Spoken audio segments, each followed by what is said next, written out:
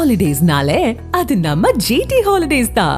GT Holidays, South India's #1 travel brand. You know you are special when you're with GT Holidays.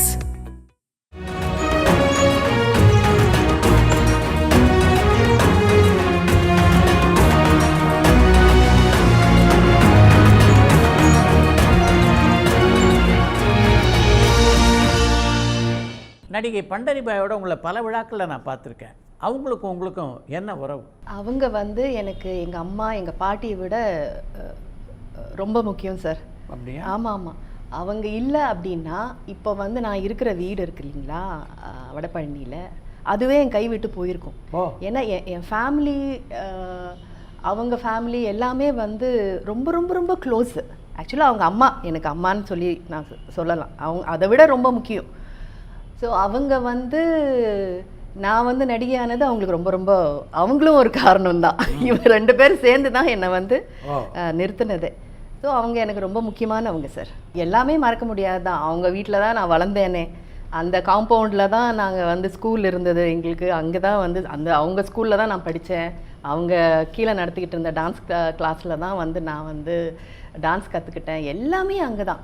ஒரு நல்லது கெட்டது எல்லாத்துக்குமே அப்படி ஒரு சப்போர்ட்டிவாக இருப்பாங்க. மறக்க முடியாதது அப்படின்னு சொன்னால், அதான் நான் சொன்னேன் சார், எங்கள் ஃபேமிலியில் ஒரு சின்னதாக ஒரு ப்ராப்ளம் ஒரு கேஸ் ஆகிடுச்சு. அந்த வீடு மேலே ஒரு கேஸ் ஆச்சு. எங்கள் பாட்டி வில்லு எழுதி வச்சுருக்காங்க. பட் அது எக்ஸிக்யூட்டிவ் அப்படிங்கிறது அங்கிள் பன்றிமா அவங்களுடைய ஹஸ்பண்ட் ராமாராவ் அங்கிள். அவர் தான் விட்னஸ் பன்றிமா தான். ஸோ அந்த இதில் ஸோ அவங்க போட்டிருக்காங்க. இது ஹியரிங்க்கு வந்தப்போ விட்னஸ் கூட அங்கே நீங்கள் ஆஜராகணும் அப்படிங்கிற ஒரு இது இருந்தது. அப்போ அம்மாவுக்கு முடியாத சமயம். அவங்களுக்கு அந்த ஆக்சிடெண்ட் எல்லாம் ஆகி கொஞ்சம் கிரிட்டிக்கலாக இருக்கிற டைம் அது. அப்போது எங்கள் அப்பா தான் போய் கேட்டிருக்காரு, இந்த மாதிரி இருக்குது, வேறு என்ன பண்ணணும்னு தெரியல அப்படின்னா. உடனே பன்றிமாவும் ஆகட்டும் ராமாராவ் அங்கிளும் ஆகட்டும், இல்லை பரவாயில்ல, இது ரொம்ப முக்கியம் அவளுக்கு அப்படின்னு சொல்லிட்டு அவங்க அன்றைக்கி காலையில் நாங்கள் போய் அவங்கள காரில் பிக்கப் பண்ணிவிட்டு போய் அங்கே கோர்ட்டில் நீங்கள் உக்காந்துருக்காங்க. ஜட்ஜு அங்கே பார்த்து இவங்களை பார்த்த உடனே குடுகுடுன்னு வந்துட்டாரு. அம்மா என்னம்மா நீங்கள் என்னம்மா இங்கே அப்படின்னு. அவங்க ஃபேஸ் வேல்யூ பாருங்கள். இல்லை இது என் பொண்ணு தான், அது அவளுக்கு ஒரு பிரச்சனை, இது ஜெனுவனான வில்லு தான், இது ஃபோர்ஜரி கிடையாதுன்னு. நீங்கள் ஒரு வார்த்தை நீங்கள் வீட்டிலன்னு சொல்லியிருந்தாலே போதுமேம்மா, முதல்ல அம்மாவை சேஃபாக வீட்டுக்கு கூட்டிகிட்டு போங்க அப்படின்னு உடனே அங்கே சைன் பண்ணி அந்த டாக்குமெண்ட் ரெடி ஆயிடுச்சு சார்.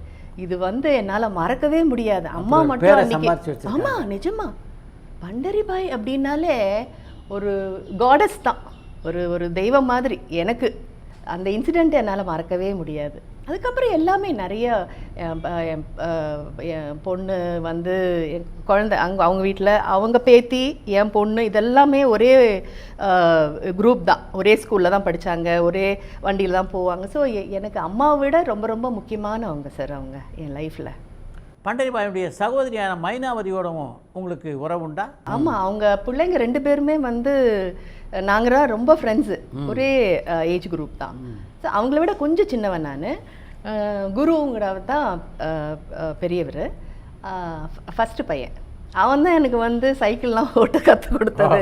அடின்னு அடிப்பான். ஷாம் ரொம்ப ரொம்ப ஸ்வீட் சார். அவன் ப்ரொடியூசர் ஆகிட்டு அப்புறமா எல்லா ப்ராஜெக்ட்லேயும் என்ன போட்டுருவான். ஏய் நீ நடிக்கிற, நடிப்பியான்லாம் கேட்கவே மாட்டான். நீ பண்ணுற இது கிளம்பு அப்படின்னு தான் சொல்லுவான். ஏஷியானெட்டில் அவர் பண்ண ஸ்திரீ மிகப்பெரிய. ஆமாம் சார். அதுக்கப்புறமா ஒரு 4-5 ப்ராஜெக்டில் எல்லாத்துலேயுமே நான் இருப்பேன் சார். நான் என்னால் முடியாது, நீங்கள் டேட்டே கொடுக்க முடியாதுன்னா அதெல்லாம் முடியாது, உன் டேட்டு இந்த டேட்டு தான் நீ சேர்ற அப்படின்னு. அந்த அளவுக்கு ரொம்ப ரொம்ப ஃப்ரெண்ட்லி சார் அவங்கெல்லாம். மைனமா ஆகட்டும், அங்கே அவங்க வீட்டில் நான் போய் அங்கே அவன் கனடா ப்ராஜெக்ட் கூட ஒன்று பண்ணும்போது அவங்க வீட்டிலே தான் இருந்தேன் நான். ஹோட்டல்லலாம் அதெல்லாம் வேணாம், ஹோட்டல்லலாம் தேவையில்லை, வீட்லேயே இரு, நீ எதுக்கு ஹோட்டலில் போய் தனியாக, அங்கெல்லாம் சாப்பாடெலாம் சரியாக இருக்காதுன்னு அவங்களே சமைச்சு போடுறது. பன்றிமா கூட அப்படித்தான், அங்கே போயாச்சுன்னா அவங்களே சமைச்சு கொடுப்பாங்க சார். நான் கிடையாது, யார் வந்தாலும் சரி அவங்களுக்கு என்ன பிடிக்கும்னு கேட்டு உடனே பண்ணி கொடுத்த அப்புறமா தான் பேசவே செய்வாங்க அவங்க. அந்த அளவுக்கு அவங்க வேறு மாதிரி சார் அவங்க. சினிமா வாய்ப்புக்காக நீங்கள் சந்தித்த முதல் திரைப்பிரபலம் யார்? அப்படி இல்லை, என்னென்னா இவங்கெல்லாம் எனக்கு பேக்ரவுண்ட் இருந்ததால் எனக்கு வந்து கொஞ்சம் ஈஸியாகவே ஆயிடுச்சு. ஃபீல்டில் வந்து வர்றதுக்கு ரொம்ப நிறைய வந்து ஃபேஸிங் சேலஞ்சிங் இதெல்லாம் இருக்கும் இல்லைங்களா, அது மாதிரிலாம் நான் இன்னும் ஃபேஸ் பண்ணலை. இவங்கெல்லாம் எனக்கு வந்து பக்கபலமாக இருந்ததால் அவங்க புண்ணியத்தமானு சொல்லிட்டு எனக்கு ஈஸியாக வந்து வழி வகுத்து கொடுத்துட்டு ஆண்டவன். ஸோ அந்த மாதிரி இல்லை சார். ஓகே. தமிழில் நீங்கள் நடித்த முதல் திரைப்படம்? ஆமாம் சார். ஒரு பக்கம் சிவாஜி, இன்னொரு பக்கம் கேஆர் விஜயா. அப்போ நான் வந்து ஸ்கூல்லேருந்து தவுளுண்டாக இருந்தது, நேராக கொண்டு போய் என்னை வந்து செட்டில் நிற்க வச்சாங்க. நிஜமாக அதெல்லாம் மறக்கவே முடியாது. அவ்வளோ பெரிய லெஜெண்டரி ஆக்ட்ரஸ் 2 பேருமே. அப்படி பார்த்தா சிவாஜி சார், இங்கே கேஆர் விஜய் அம்மா. ஆனால் என்னை பார்த்தோன்னே என்ன பாப்பா என்ன பேர் அப்படின்னு தான் கேட்டார், பாப்பா தான் கூப்பிட்டாரு என்ன. அதெல்லாம் வந்து மறக்கவே முடியாது சார். அதுக்கப்புறம் சாரோட நான் இன்னொரு படமும் பண்ணியிருக்கேன், ராஜ மரியாதை அப்படின்ற ஒரு இதான் இந்த சின்ன சின்ன என்ன சொல்லணும்னா செட்டில், அதான் சம்மரில் பார்த்தீங்கன்னா நமக்கு தான் ஊற்றுமே இங்கே தான். அப்போல்லாம் வந்து ஏசிலாம் கிடையாது ஃப்ளோரில், அந்த பெரிய பெரிய ஃபேன் வச்சுருப்பாங்க. சரி அவங்க இருந்தாங்கன்னா அவங்கக்கிட்ட மட்டும்தான் அந்த ஃபேன் இருந்தது. எனக்கு அப்படியே ஊற்றிக்கிட்டு இருந்தது. அந்த பாப்பாவுக்கு வேர்க்குது, ஃபேன் அப்படி திருப்புங்க அப்படின்னு. யார் சார் அந்த மாதிரிலாம் சொல்லுவா? அதே மாதிரி ராஜ மரியாதை பண்ணும்போதும் அதுலேயும் வந்து பொண்ணு தான். அதில் ஒரு சின்ன இன்சிடெண்ட்டில் நான் வந்து செத்துருவேன், சூசைட் பண்ணிவிட்டு செத்துருவேன். அப்போது விஜிபியில் வந்து அந்த சீன் எடுத்தாங்க சார், என்னை வந்து டெட் பாடியாக வந்து அந்த தகனம் பண்ணுற சீனு. அங்கே ஃபுல் வெயில் கொளுத்துது. சார் ரெடி ஆகிட்டு வராருன்னு சொன்னோன்னே என்னெல்லாம் அது மேலெல்லாம் அந்த அதுக்கு அந்த கட்டையெல்லாம் வச்சுட்டாங்க, என்னை அது மேலே ஏற்றி படுக்க வச்சுட்டாங்க, பெட்ஷீட்டை போட்டாங்க. ஃபுல்லாக வந்து இந்த வெரைட்டி இருக்குங்களா அது எல்லாத்தையும் கவர் பண்ணிட்டாங்க. சார் வந்தார், பார்த்தாரு, என்ன பாப்பா கம்ஃபர்ட்டாக இருக்கா அப்படின்னாரு. பரவாயில்ல சார் அப்படின்னு. அப்புறம் அவர் கடைசியாக அந்த ஷாட் என்ன அப்படின்னா, ஒரு வரட்டியை எடுத்து என் முகத்தில் இப்படி வைக்கணும், க்ளோஸ் பண்ணி அவரது ஃபீலிங் அதுக்காக அந்த செட்டப் பண்ணியிருந்தாங்க. அது பண்ணி முடித்த உடனே அந்த டேக் ஓகே ஆகிப்போச்சு. அப்புறமா வந்து உடனே எல்லோரும் என்ன பண்ணுவாங்க, உடனே அவரது க்ளோஸ் எல்லாம் தான் கான்சென்ட்ரேட் பண்ணுவாங்க. உடனே வந்து டேரக்டர் வந்து க்ளோஸ் எல்லாம் வைக்கிறதுக்கு கேமராவெல்லாம் ஷிஃப்ட் பண்ண உடனே அவர் கூப்பிட்டாரு, எப்பா அந்த பாப்பா வெயிலில் படுத்துருக்கு, எவ்வளோ கஷ்டமாக இருக்கும், முதல்ல அதோட க்ளோஸ் எல்லாம் இருந்ததுன்னா எடுத்துட்டு அதை வந்து அனுப்புங்க, அப்புறமா நான் வந்து என்னை வந்து எடுப்பீங்களாம் அப்படின்ட்டு போயிட்டார். சூப்பர். யார் சார் சொல்லுவாங்க, கூட நடிக்கிற நடிகருங்க மேலே அவ்வளோ அக்கறை. ஏன்னா அங்கே அந்த கஷ்டம் என்னன்னு அவங்களுக்குலாம் தெரிஞ்சிருக்கு பாருங்க. ஸோ அதை என்னால் மறக்கவே முடியாது சார். எல்லாமே அதெல்லாமே பிரமிப்பாகவே பார்த்துக்கிட்டு இருந்தேன் அவங்களெல்லாம். அவங்களோட நடித்தது எல்லாமே எனக்கு வந்து பாக்கியம்தான் சார். அதுக்கு அடுத்த படம் தான் உங்களுக்கு மோகனோட. ஆமாம், அதுக்கப்புறமா வந்து கொஞ்சம் கேப்பு. ஹீரோயினாக வந்து இன்ட்ரடியூஸ் ஆனது வந்து ஆர்வி கிரியேஷன்ஸ் அவங்க ப்ரொடக்ஷனில் வந்து அமீர்ஜான் சார் தான் டைரக்டரு. ஸோ அவர் வந்து பார்த்து அந்த கேரக்டருக்கு என்னை வந்து ஃபிக்ஸ் பண்ணாங்க. அதில் வந்து மோகன் சார் தான் ஹீரோ. ஆக்சுவலாக பிரபு சார் பண்ண வேண்டியது அது. அதுக்கப்புறமா மோகன் சார் பண்ணார். அப்புறம் நரேஷ், தெலுங்குல நரேஷ் இருக்கார் இல்லையா, 2 ஹீரோ ஒரு ஹீரோயின். ஸோ அந்த படத்தில் அந்த மோகன் சாரோட நடித்தேன். அப்பயும் அவரை நான் வந்து பார்க்கும்போது அவர் வந்து கொடி கட்டி பறந்துட்டுருக்கிற டைம் அது. செம்ம பிஸி. ஒரு நாளுக்கு வந்து 3-4 இதுக்கு ஷூட்டுக்கு போவாருன்னு நினைக்கிறேன். அப்போ சாங்லாம் எடுக்கும்போது பார்த்தீங்கன்னா அங்கேயே தான் சாப்பிட்ட உடனே, அப்போல்லாம் எங்கே சார் இருக்குது கேரவன், நமக்குலாம் கேரவனும் கிடையாது, ஒன்றும் கிடையாது. அவ்வளோ பெரிய ஹீரோ அவர். சாப்பிட்ட உடனே கடகடன்னு சாப்பிட்டாரு. ஏன் இவ்வளோ கடகடன்னு சாப்பிட்றாருன்னு நான் பார்க்குறேன்ப்பா, அவருக்கு ரெஸ்ட்டு இல்லை.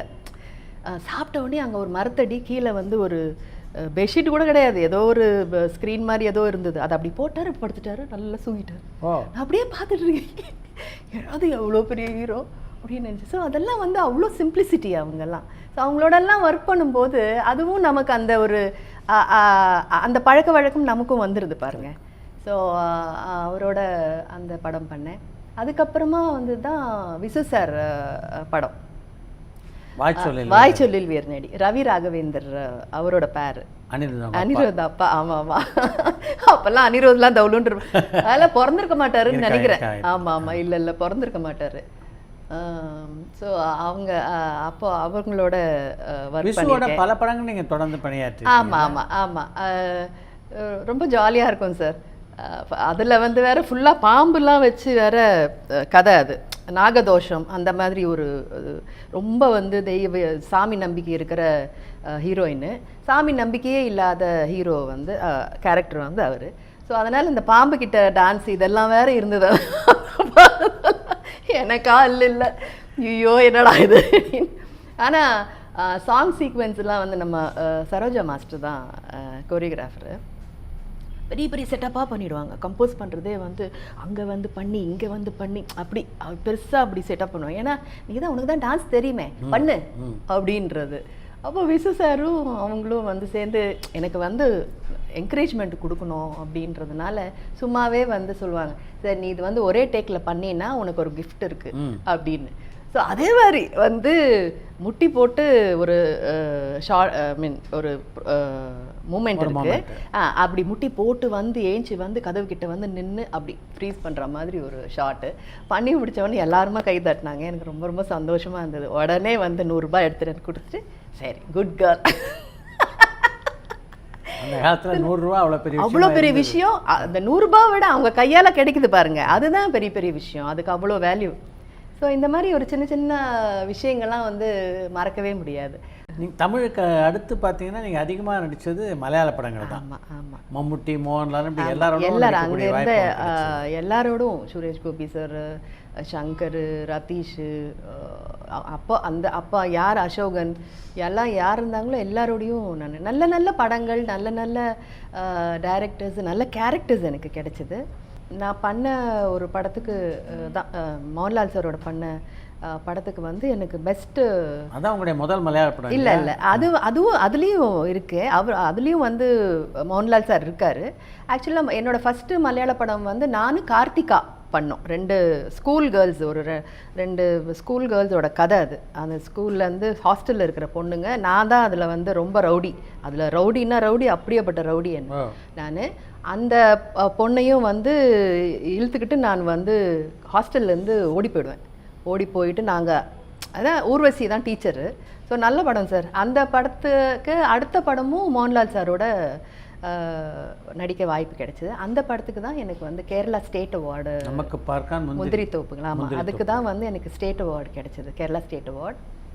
அதில் ஃபிலிம்ஃபேர் அவார்டும் கிடைச்சிது, கிரிட்டிக்ஸ் அப்படின்னு. ஸோ நல்ல வாய்ப்புகள் கிடைச்சதால உடனே எனக்கு நல்ல ஆஃபர்ஸு, நல்ல டைரக்டர்ஸோட படம். மலையாளத்தில் மிக அதிகமான வாய்ப்பு உங்களுக்கு கிடைக்கிறதுக்கு காரணமாக இருந்தது எதுன்னு நினைக்கிறீங்க?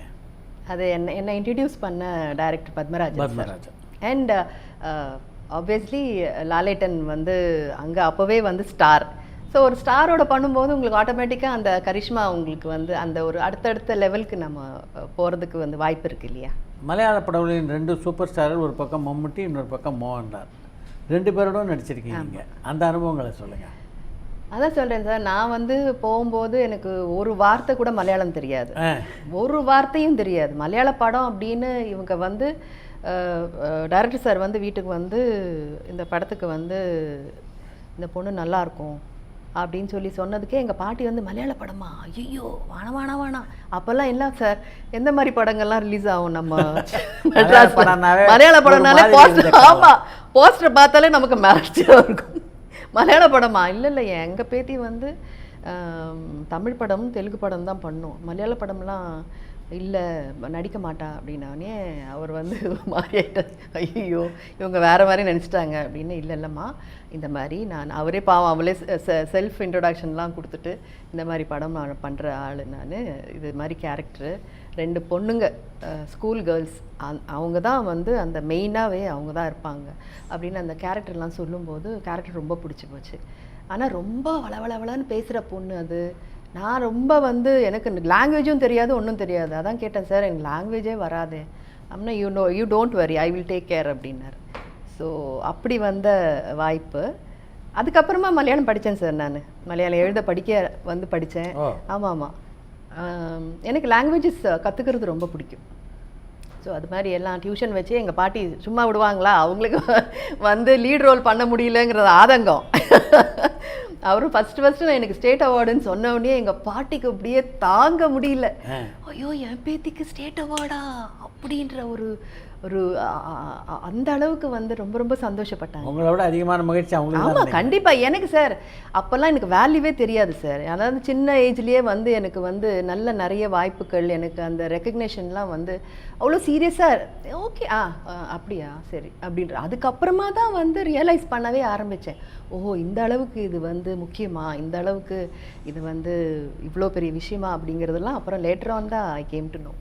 படப்பிடிப்பு தளத்தில் மோகன்லால் எப்படி பழகுவார் சார்? அதான் அவங்கெல்லாம் ஏற்கனவே ஸ்டார் சார். நான் போகும்போது புது பொண்ணு அங்கே, ஐயோ எப்பா எப்படி இவங்க ஆல்ரெடி ஸ்டார். அங்கே பார்த்தீங்கன்னா கார்த்திகா எனக்கு கூட நடிச்சு அவங்களும் ஸ்டார் தான். உர்வசி வந்து கொடிகட்டிக்கு பறந்துக்கிட்டு இருக்காங்க. லாலேட்டன் அவரு வந்து அவ்வளோ பிஸி, அவ்வளோ படங்க அவங்க பண்ணிகிட்ருக்கு. ஸோ நான் மட்டும் போகிறேன், லாங்குவேஜே தெரியாமல், ஒரு மாதிரி ரவுடி கேரக்டர் வேறு, கடகடன்னு மலையாளத்தில் இவ்வளோ பெரிய பெரிய டயலாகெல்லாம் வேறு பேசணும். ஐயோ நான் தான் நினச்சேன், எப்பா அடுத்த ட்ரெயினை போட சொல்லுங்கள், நம்ம போயிடலாம், நமக்கு இதெல்லாம் செட் ஆகாது அப்படின்னு. அப்புறமா நான் அங்கே அசோசியேட் டைரக்டர் உன்னித்தான்னு சொல்லிட்டு ஒருத்தர், அவர் ரொம்ப என்னை வந்து என்கரேஜ் பண்ணி, அதே மாதிரி கார்த்திகா இவங்கெல்லாம் அவ்வளோ பெரிய ஸ்டார்ஸாக இருந்தாலும், லாலேட்டன் ஆகட்டும் உர்வஷியாக இருந்தாலும் அவ்வளோ என்கரேஜ்மெண்ட் கொடுத்து. லாலேட்டன்லாம் ரொம்ப ஸ்வீட் சார், ரொம்ப ரொம்ப டவுன் டு அர்த் பர்சன். ஒரு பந்த ஐடியா கிடையாது, ஒன்றும் கிடையாது. ரொம்ப வந்து என்கரேஜ் பண்ணி நமக்கு டென்ஷன் கொடுக்காம வந்துட்டு நடிக்க. ஒரு 2-3 டேக் ஆனாலும் நான் எனக்கு பரபரன்னு இருக்கும். ஐயோ என்னடா அது ஃபிலிம் தானே சார் அப்போல்லாம். இப்போ வந்து மாதிரி சிப்பா என்ன, ஐயோ அவ்வளோ போச்சுன்னா அவ்வளோதான், அது குப்பை தொட்டி போக வேண்டியது தானே அது. ஸோ அந்த டென்ஷன்லாம் இருக்கும். நீ அதெல்லாம் கவலையே படாத, அதெல்லாம் டைரக்டர் பார்த்துப்பார், நீ நிதானமாக உன் டயலாகை பார்த்து நீ நடி. ஸோ அவங்களாம் என்கரேஜ் பண்ணாமல் இருந்திருந்தா என்னால் அவ்வளோ படம் பண்ணியிருக்க முடியாது சார். அந்த படத்தில் நடித்த இன்னொரு முக்கியமான நட்சத்திரம் திலகன். ஐயோ ஆமாம் சார், அவரை பற்றி சொல்லணும். குரூஷியல் ரோல் அதில் பண்ணி. ஐயோ அவர் பார்க்கும்போதே நான் அந்த படம் முடிகிற வரைக்கும் அவர்கிட்ட பேசவே மாட்டேன், நான் பயம். அது பார்த்தாலே கேரக்டர் யாரக்கூடிய அது மாதிரி இல்லை அந்த கேரக்டர் அந்த மாதிரி. அவர் வாய்ஸ் சார் மெட்டாலிக் வாய்ஸ், அப்படி பேஸா சாதாரணமாக பேசும்போது good morning sir, good morning sir, good morning அப்படிதான் சார். அப்பா கழிச்சா அப்படின்னாரு. சாப்பிட்டியான்னு கேட்டதுக்கு அந்த மாதிரி ஐயோ எப்போ அந்த மாதிரி. அந்த படம் முடிகிற வரைக்குமே அவர்கிட்ட நான் தூரமாக இருந்து தான் பேசுவேன், அப்படியே ஓடி போயிடுவேன். ஆனால் அந்த படம் முடிஞ்சு டப்பிங்லாம் முடிச்சுட்டு என்னை வந்து இன்னொரு படத்துக்காக நான் வேறு ஒரு லொக்கேஷன் போகிறேன். அப்போ சொன்னார், டப்பிங்காக்கே கண்டு ஷாரி சூப்பர் ஆயிட்டுண்டு அப்படின்னாரு. அப்பாடா பரவாயில்ல. அப்புறம் தான் பேச ஆரம்பித்தேன் அவர்கிட்ட. நான் மம்முட்டியோட எத்தனை படம் பண்ணியிருக்கேன் நீங்கள்? சாரோடையும் பண்ணியிருக்கேன் சார், ஒரு 3-4 படம் பண்ணியிருக்கேன்.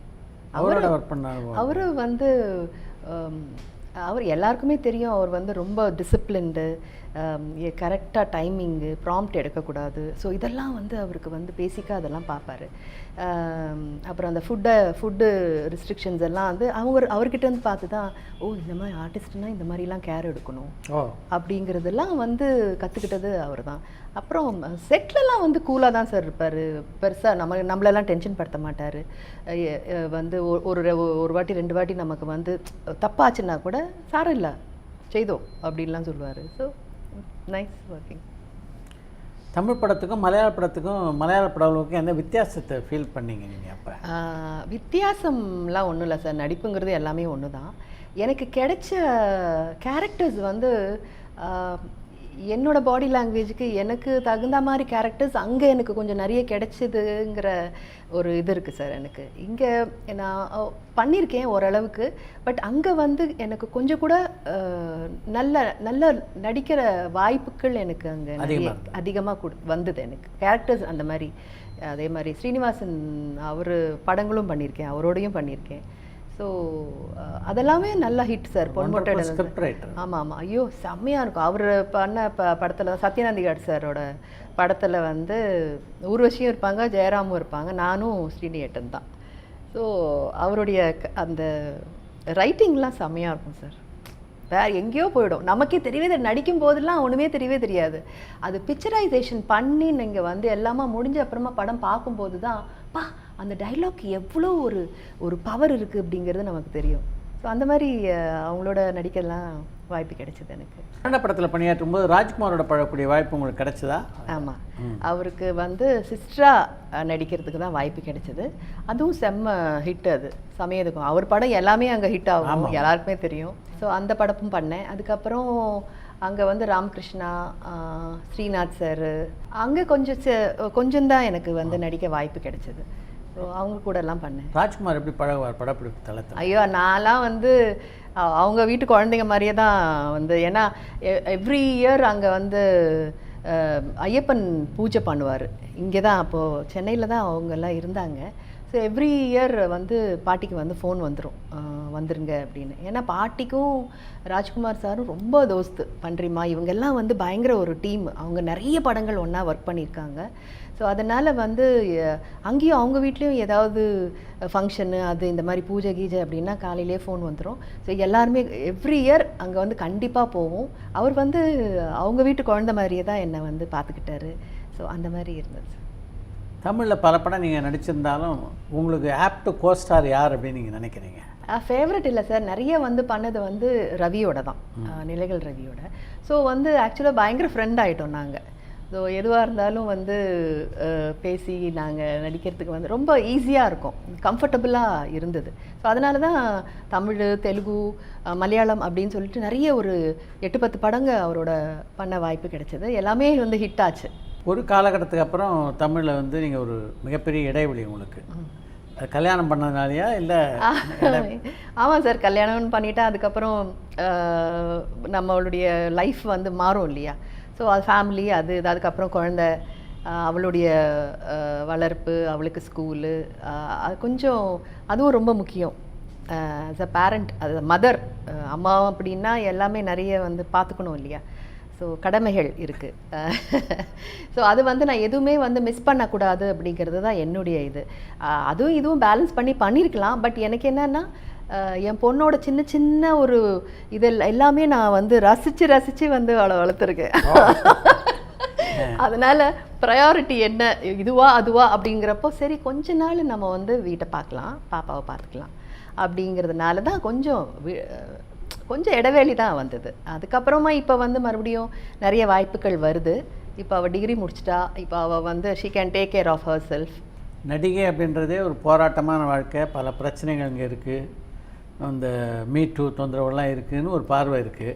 ஆனால் நீங்கள் வந்து சினிமா உலகத்தை வந்து இந்த அளவு பாராட்டி பேசுகிறீங்க. ஆமாம், கண்டிப்பாக பாராட்டி பேசுகிறோம் சார். எந்த இண்டஸ்ட்ரியிலையும் வந்து இன்வெஸ்ட்மெண்ட் இல்லாமல் எந்த தொழிலும் பண்ணவே முடியாது. இதில் அது மட்டும்தான் வந்து அட்வான்ஸும் கொடுத்து நமக்கு சூப்பரான கேரக்டரும் கொடுத்து பேரும் புகழும் அவார்டும் கொடுத்து நம்மளை வந்து அனுப்பி வைக்கிறாங்க. எங்கே போனாலும் இந்த ஃபேஸ் வேல்யூங்கிறது எந்த இண்டஸ்ட்ரியில் இருக்குது சார்? சொல்லி பார்ப்போம். நம்ம கலை உலகத்துக்கு மட்டும்தான் கிடைச்ச ஒரு வரப்பிரசாதம் அது. அது என்னுடைய இண்டஸ்ட்ரியை நான் எப்போவுமே குறை சொல்லவே மாட்டேன். இது அவங்கவுங்க ஹேண்டில் பண்ணுற விதம் இருக்குது. மேபி அவங்க வந்து பாவம் அந்த சேலஞ்சஸ் எல்லாம் தாண்டி வராங்க போல இருக்குது. பட் எனக்கு வந்து பேக்ரவுண்ட் வந்து சினிமா பேக்ரவுண்டாக இருந்ததால் எனக்கு வந்து அவ்வளோவா போராட்டங்கள் கொஞ்சம் கம்மி தான். ஈஸியாக வந்துருச்சு எனக்கு கடவுள் புண்ணியத்தில். அதுதான் இதை வந்து நான் ரொம்ப என் இண்டஸ்ட்ரியை வந்து நான் எப்போவுமே வந்து ரொம்ப பெருமையாக தான் சார் நினைப்பேன். ஆக்சுவலாக ஆரம்பத்தில் வந்து இன்ட்ரெஸ்ட் இல்லாமல் தான் வந்தேன். ஆனால் இப்போ வந்து இது என்னுடைய வாழ்க்கை, எல்லாமே இருக்குது. கதாநாயகியாக ஒரு சுற்று முடித்ததுக்கு பின்னால் குணச்சித்திர பாத்திரங்கள் நடிக்க ஆரம்பிச்சிங்க சார். குணச்சித்திர பாத்திரம் நடிக்கும்போது அதுவும் சார் சீரியலுக்கு வந்த அப்புறமா சின்ன திரைங்கிறது எங்களுக்கான ஸ்பேஸ் சார். அது ஆமாம், ஒன்லி ஃபார் லேடிஸ். உங்களுக்குலாம் இடமே கிடையாது, சும்மா நீங்கள் வந்து போகலாம், அவ்வளோதான். எங்களுக்கு தான் கண்ணா பின்னான்னு கேரக்டர்ஸ் வந்தது சார். நெகட்டிவ் ரோல்ஸ் பண்ணிட்டேன், பாசிட்டிவ் ரோல் பண்ணியிருக்கேன், காமெடி ரோல்ஸ் பண்ணியிருக்கேன். அப்படியே நமக்கு வந்து சாட்டிஸ்ஃபைங்காக இருக்கும். பாடா இதெல்லாம் வந்து நம்ம அன்றைக்கி ஷூட்டிங் முடிச்சுட்டு போனால் அப்படியே ஒரு சந்தோஷமாக இருக்கும். இவ்வளோ சீன்ஸு, இவ்வளோ கேரக்டர்ஸு நம்ம வந்து, ஏன்னா எல்லா சேனல்லையும் நான் பண்ணிட்டேன். ஆல்மோஸ்ட் எல்லா சேனல்லையும் எல்லா கேரக்டர்ஸும் பண்ணியிருக்கேன் நான். எல்லா விகடன் அவங்களது, ஏவிஎம் இது, சத்யஜோதி இது. ஸோ இந்த மாதிரி பெரிய பெரிய கன்சர்ன்லேயே நல்ல நல்ல கேரக்டர்ஸ். அம்மான்னு சொன்னால் வெறும் சும்மா ஒரு இதுக்காகலாம் இருக்காது. ஏன்னா அம்மாவுக்கு வந்து அப்படி ஒரு முக்கியத்துவம் இருக்கும் சீரியலை பொறுத்த வரைக்கும் சொல்கிறேன். ஸோ எல்லா லேடிஸுக்கு அதை தான் சொல்கிறேன், இது எங்கள் ஜானர், எங்களுடைய ஜோன் இது. ஸோ எங்கள் ஜோனு. ஸோ நல்ல கேரக்டர்ஸ் எல்லாம் பண்ணி ரொம்ப சாட்டிஸ்ஃபைங்காக கேரக்டர்ஸ் எல்லாம் கிடைச்சது. இன்னும் நிறைய வாய்ப்புகள் வந்துக்கிட்டு இருக்கு. எந்த காலகட்டத்தில் நீங்கள் தொலைக்காட்சி தொடருக்கு மாறினீங்க? அதுவும் ஒரு பிளாட்ஃபார்ம். இது அடுத்த லெவலுக்கு இது வரும் அப்படிங்கிறது தெரிஞ்சோ தெரியாமலோ நான் வந்து அதில் கமிட் ஆனேன். அந்த கேரக்டர் எனக்கு ரொம்ப பிடிச்சது. அது பெரிய கன்சர்ன். ஏவிஎம் அவங்களது அந்த நிறுவனத்தில் பண்ணணும் அப்படிங்கிற ஒரு ஆர்வம் இருந்தது. ஸோ அப்படி நான் வந்து பண்ணேன். அதுக்கு அப்படி ஒரு அப்ரிசியேஷன் பாருங்கள். படங்கள் எவ்வளோ பண்ணாலும் அது வந்து சிலவங்க தான் பார்க்குறாங்க. இது டெய்லி நம்ம அவங்க வீட்டுக்குள்ளேயே போய் உக்காந்துடுறோம்ல. அப்போல்லாம் வந்து ஒரு சீரியல்னு ஆரம்பித்தோம்னா இந்த தென்றல்லாம் பண்ணும்போது சார் அப்ரிசியேஷன்னா அப்படி இப்படின்னு கிடையாது. அதில் நெகட்டிவ் ரோல் குமரன் வந்து ரொம்ப அழகாக வந்து என்னுடைய கேரக்டரை வந்து எடுத்துகிட்டு இருந்துப்பார். ரொம்ப நல்லாயிருக்கும். அந்த கேரக்டர்லாம் பண்ணும்போது எங்கே போனாலும் வந்து என்னை வந்து அந்த ஹீரோயின் வந்து துளசி, அவள் பேர் துளசி சித்தி பாரு, கொடுமைக்காரி, அவகிட்டெல்லாம் பேசவே கூடாது. இது மாதிரி மதுரை ஏர்போர்ட்டில் சார் ஒரு இன்சிடென்ட் நடந்தது எனக்கு. நான் போய் செக்யூரிட்டி செக்லாம் முடிஞ்சு நான் உட்காண்ட்ருக்கேன். போய் இங்கே ஒரு பொண்ணும் ஒரு அம்மாவும் உட்காண்ட்ருந்தாங்க. நான் போய் அங்கே உட்காந்துட்டேன். இன்னும் வந்து போர்டிங் ஆகலை. நான் உட்காண்ட்ருக்கேன். அந்த அம்மா என்னை பார்த்தாங்க, கண்டுபிடிச்சிட்டாங்க போல இருக்கு. அவங்க பேசிக்கிறாங்க, அவங்க மருமக போல இருக்கு. வந்து தரன்னு இழுத்துட்டு போயிடுச்சு அந்த அம்மாவை. நான் சரி வேறு ஏதோ ப்ராப்ளம் போல இருக்குது, நான் பாட்டுட்டு உட்காந்துட்டு இருந்தேன். அதுக்கப்புறமா மறுபடியும் வந்து அங்கேருந்தே பார்த்து என்னை கையை காட்டி என்னமோ சொல்லிக்கிட்டே இருக்குது. நான் பார்த்துட்டு இருந்தேன், என்னது இது, நான் யாருன்னே தெரியல, என்னை பற்றி என்ன ஏதோ வந்து பேசுகிறாங்க, ஏதோ வில்லங்கம்மா ஏதோ நடக்க போகுது அப்படின்னோடனே அந்த பொண்ணு வந்து கவனிச்சிட்டேன், நான் வந்து பார்த்துக்கிட்டே இருக்கேன் அப்படின்னு. அப்புறம் அந்த அம்மா வந்து டாய்லெட்டுக்கு போனாங்க. அப்போ விறுவிறுன்னு அந்த அம்மா வந்து, தப்பாக நினச்சிக்காதீங்க மேடம், அவங்க வந்து தென்றலோடைய தீவிர விசிறி, ஒரு எபிசோடு கூட வந்து மிஸ் பண்ணாமல் பார்த்துட்ருக்காங்க. நீங்கள் வந்து துளசியை ரொம்ப கொடுமைப்படுத்துறீங்கள, அதனால நீங்கள் ரொம்ப நிஜமாவே வந்து அப்படி நினச்சிட்டா, அதனால அவகிட்ட பக்கத்துல போய் உட்காராத, அவள் வந்து பயங்கரமான ஆள், அவள் கெட்டவ, அப்படி இப்படின்னு சொல்லி என்னை கொண்டு போனாங்க. நீங்கள் தப்பாக நினைக்காதீங்க, அவங்க அவ்வளோ இன்வால்வ் ஆகிட்டாங்க அந்த சீரியலில். ஸோ இதெல்லாம் வந்து அடுத்த நாள் ஷூட்டிங் நான் வந்து டைரக்டர் கிட்ட சொல்கிறேன், சார் என்னை திட்டு வாங்க வைக்கிறீங்க, நான் அப்போ நீங்கள் ஒழுங்காக நடிக்கிறீங்கன்னு நினைக்கிறேன். அந்த அளவுக்கு வந்து ரியாக்ட் பண்ணுவாங்க சார் ஜனங்க. அதே மாதிரி பாசிட்டிவாக பண்ணும்போது, ஐயோ உனக்கு எவ்வளோ கஷ்டமாப்பா, இவ்வளோ கஷ்டங்கள்லாம் நீ எப்படி தான் தாங்குறியோ, அந்த அளவுக்கு வந்து சினிமாவில் கூட எனக்கு அவ்வளோ அப்ரிசியேஷன் கிடைக்கல சார். சீரியலில் பண்ண அப்புறமா அவங்களுடைய வாழ்க்கையை வந்து கனெக்ட் ஆகுது போல இருக்குது இந்த கேரக்டர்ஸு, அப்படி வந்து ஃபீல் பண்ணுறாங்க. அதே மாதிரி காமெடி பண்ணும்போதும் எல்லாரும் ரசிப்பாங்க. ஃபஸ்ட்டு காமெடி பண்ணது நல்லிமா, பாண்டுண்ணா, இவங்கெல்லாம் அவங்க எல்லாருமே காமெடியில் கொடி கட்டி பறந்துக்கிட்டு இருக்காங்க. எனக்கு காமெடினா என்னன்னே தெரியாது. சினிமாவில் பார்த்தேன்னா நல்லா சிரிப்பேன், விழுந்து சிரிப்பேன். அந்த மாதிரி ஒரு இதில் வந்து என்னையும் வந்து காமெடி பண்ணி காமெடியில் நடிக்க வச்சு நல்லிமா தான் அதுக்கு ரொம்ப என்கரேஜ். எனக்கெல்லாம் தெரிஞ்சா நான் நடிக்கிறேன், நீ நடி, உனக்கு பிள்ளை நீ நடி, வரும் நீ பண்ணு அப்படின்னு அவங்களாம் என்கரேஜ் பண்ணி அந்த மாதிரி ஒரு கேரக்டரும் பண்ணிட்டேன். ஸோ சின்ன திரையில் நடிக்கும்போது அது வேற ஒரு ஃபீல் தான் சார். அது பரபரப்பான சினிமா செய்திகள், நட்சத்திரங்களின் பேட்டிகள், சினிமா வரலாறு ஆகியவற்றை பார்க்கவும் படிக்கவும் உங்களுக்கான இணையதளம் tourantalkies.co.